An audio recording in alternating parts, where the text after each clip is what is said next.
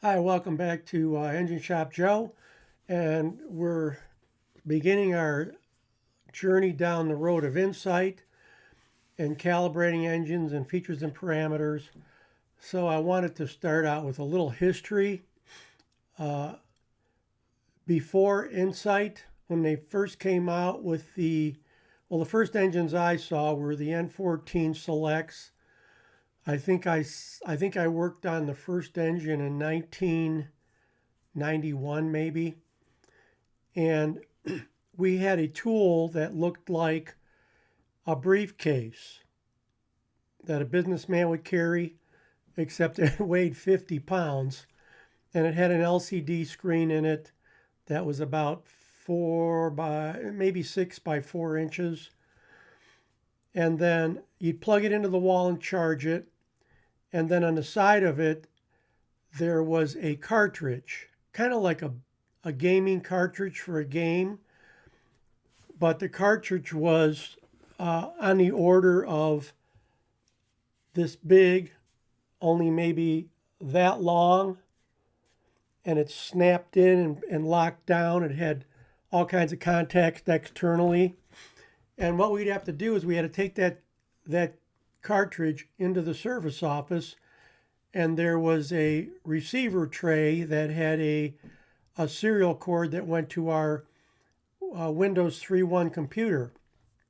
And we'd snap that cartridge in there, and then they would log into a login that the engine company gave us, and they'd type in the engine number, and they would type in the calibration number that they wanted, and we would download that through the internet to our disk. Now, when I say the internet, early on we had a satellite dish on the ceiling of the shop.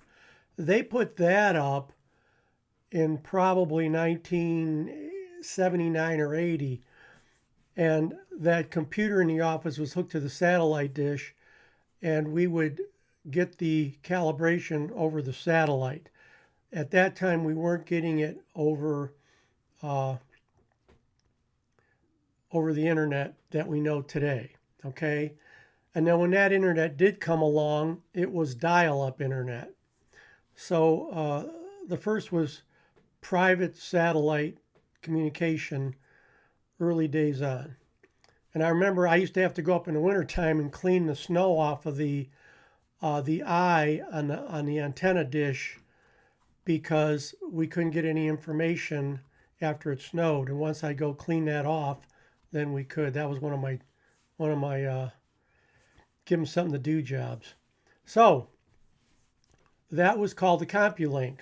And then we'd put that cartridge in the CompuLink. We'd walk out to the truck, and the CompuLink had a 2-pin plug, Black Deutsch 2-pin. And all the trucks had a 2-pin plug, and you plug in and you click on connect on the CompuLink, and there was just a keypad underneath with some buttons on it, left, right, up, down, and you toggle over to connect, and then you hit the enter button and you wait. The key had to be on the truck, and it would say connected, and then you could load whatever calibration you had gotten into the engine, and it was pretty easy. It never really failed, and there was very simple diagnostics. There was cutout, engine cutout, and I think that might have been it. Single cylinder cutout, and then calibrate the engine. You could read fault codes too, see what the fault codes were, and you could erase them. But it was all very, very. It almost looks like a cheap scanner screen today on a car scanner, and everything was by buttons. So that was the CompuLink, and that was the very first, let's call it, Insight. Then after that, we went to a Windows machine, and it was DOS. And we loaded Insight on a computer with this. And for those of you that never saw one of these, this is a floppy disk, and these were 1.44 megabyte That was the size, that was all the data you could put on here. 1.5 megabytes. Today pictures are like 5 to 8 out of your phone megabytes. So we would load, we'd put this in that machine and we'd load the calibration on this, and then we'd pop it into Insight. We also got these from the factory, and they would say Insight on them, or they would say ESDN. They were two separate programs, ESDN, Insight. You loaded them in the computer, and in Windows 3.1, you'd go to the Insight group, and there was an ESDN icon, and there was a Insight icon. And they didn't mix. When you opened up ESDN, you had to put the ESDN disk in the computer, and it would find the calibration. You had to go look for it, and then when you wanted to use Insight, you would open up the Insight icon, and then you would see the diagnostic test or whatever. And we would get every couple months a pack of, first it was 1, then 2, then 3, then 4, then 5, then 6, up to 8 Insight disks. And we would have to load those disks, and that would update Insight. Today you do it with the Update Manager, but back then we did it with floppy disks. So then time moves on, and CD-ROMs come along, and then we would get these. And God knows why, but I had to do this. I was the guy in the shop that had to take care of all this, and I saved every one of these stupid disks. I have the ESDN, and I have the Insight. And if you could get the calibrations off of here, this had the old original N14 calibrations where those things were, they had some serious power. There was no emissions in them or nothing.